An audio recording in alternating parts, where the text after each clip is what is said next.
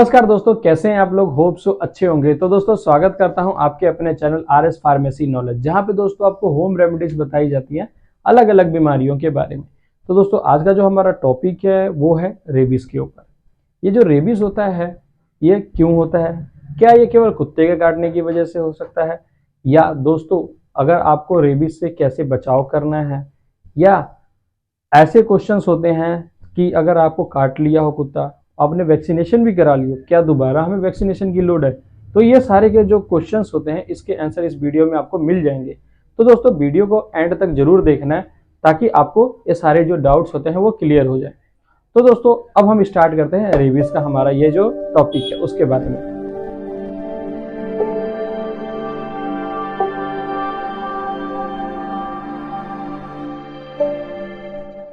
ये जो दोस्तों रेबीज होता है ये केवल कुत्ते के काटने से नहीं होता है। पहला क्वेश्चन का आंसर हमारा ये है कि केवल कुत्ते के काटने से नहीं होता, ये बिल्ली, खरगोश, लोमड़ी के काटने से भी रेबीज हो सकता है।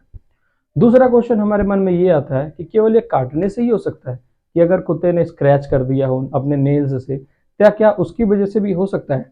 तो हाँ, रेबीज अगर स्क्रैच कर दे या नेल से तो आपको उसकी वजह से भी हो सकता है, क्योंकि जो कुत्ते के अंदर रेबीज होता है वो उनके मुंह के लार में होता है और वो अपने नाखून को अपने जीभ से चाटते रहते हैं, जिसकी वजह से जो रेबीज के वो होते हैं वायरस होते हैं वो उनके नाखूनों पे लग जाते हैं, और जब वो आपको स्क्रैच करते हैं तो इसकी वजह से वहाँ पे रेबीज होने के चांसेस बहुत ज़्यादा बढ़ जाते हैं।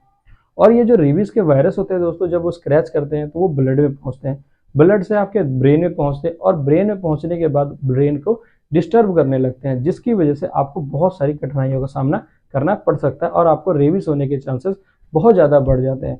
ये तो WHO जो होता है दोस्तों, वर्ल्ड हेल्थ ऑर्गेनाइजेशन ने भी ये क्लियर कर दिया है कि अगर आपको स्क्रैच लगता है डॉग के द्वारा तो आपको रेबीज की वैक्सीनेशन करानी जरूरी हो जाती है। अब हमारे पास आता है दोस्तों तीसरा क्वेश्चन कि क्या हमारा जो डॉग है वो तो वैक्सीनेटेड है, हमारा घर का पेट डॉग है, अगर उसने हमें कोई डॉग ने बाइट कर दिया हो या स्क्रैच कर दिया तो क्या हमें लगवाने की ज़रूरत है वैक्सीनेशन। तो जी हाँ दोस्तों, आपको बिल्कुल लगवाने की लोड है, क्योंकि रेबीज जो होता है वो 99% वैक्सीनेशन वो होती है वो कवर नहीं कर पाती है। इसीलिए आपको हमेशा वैक्सीन लगवाने की ज़रूरत पड़ेगी अगर आपके पेट डॉग ने भी आपको काटा है। अब हमारे मन में ये सवाल आता है तो हमें कितने इंजेक्शंस लगवाने होते हैं। इसमें आपको 5 इंजेक्शंस लगवाने होते हैं। कौन कौन से? 0 जिस दिन काटा होगा, तीसरे दिन, 7वें दिन, 14वें दिन और 21वें दिन। ठीक है दोस्तों, ये हमारा शेड्यूल होता है। अब हमारे मन में ये भी आता है कि अगर एक बार तो हमने वैक्सीन लगवा ली, अब हम दोबारा अगर हमारे को दोबारा उसी ने काट लिया तो क्या हमें दोबारा लगवाने की लोड है। तो जी हाँ दोस्तों, चाहे वो 3 महीने के बाद काटा हो या 6 महीने के बाद काटा हो या 1 साल के बाद काटा हो, आपको दोबारा वैक्सीन लगवाने की जरूरत पड़ सकती है।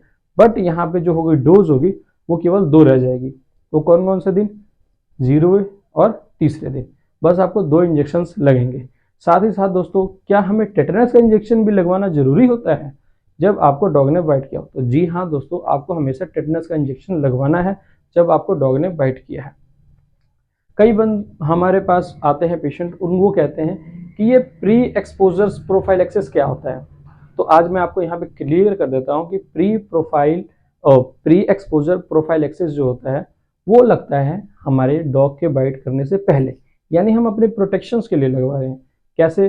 जैसे कि आप ऐसे मोहल्ले में रहते हो जहाँ पे बहुत सारे स्ट्रीट डॉग रहते हैं, पता नहीं कि कब कोई अटैक कर दे और आपको डॉग इंजरी कर सके। उस समय आपको प्री एक्सपोजर प्रोफाइलेक्सिस लगवाने, मतलब उसमें 3 इंजेक्शंस लगते हैं।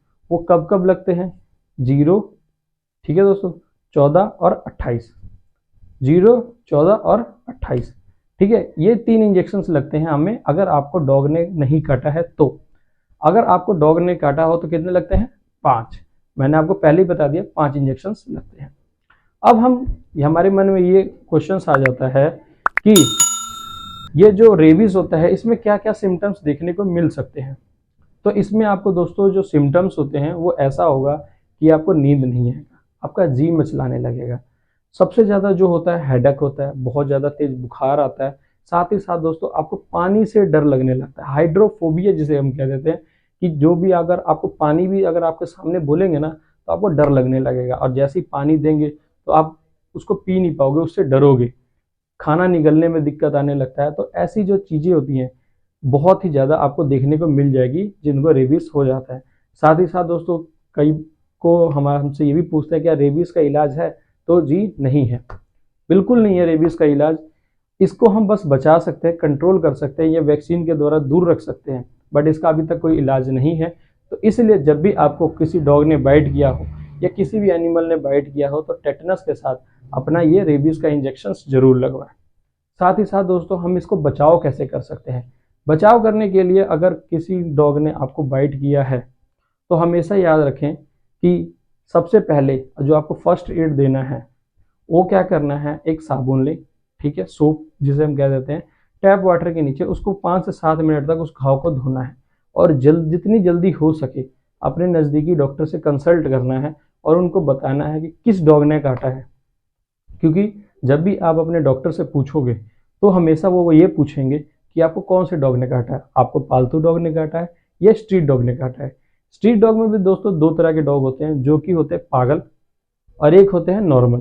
तो जो दोस्तों पागल होते हैं उसमें रेबीज़ के वैक्सीन मतलब रेबीज़ होने के चांसेस बहुत ज़्यादा बढ़ जाते हैं।